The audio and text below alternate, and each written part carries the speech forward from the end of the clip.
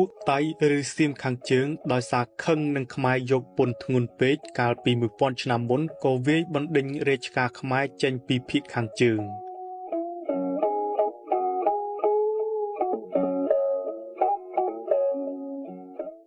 ដោយយើងបានដឹងស្រាប់ហើយថាចក្រភពអង្គរបានពង្រីកវិសាលភាពរបស់ខ្លួនទៅលើដែនដីដ៏ធំសម្បើមបូករួមទាំងប្រទេសថៃប្រទេសឡាវនិងភាគខាងត្បូងប្រទេសវៀតណាមបច្ចុប្បន្នក្នុងនោះតំបន់ឧម៉ុងសិលាដែលនៅខេត្តឈៀងរ៉ាយភាគខាងជើងប្រទេសថៃសពថ្ងៃនោះក៏មានវត្តមានរាជការខ្មែរគ្រប់គ្រងនៅទីនោះផងដែរ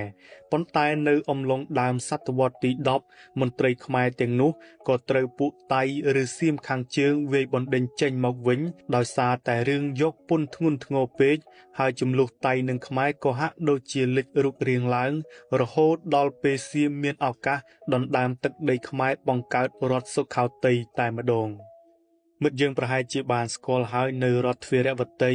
ឬវពុរៈដែលដើមឡើយជារាជាណាចក្ររបស់មូនហើយក្រោយមកក៏ធ្លាក់ក្រោមការត្រួតត្រា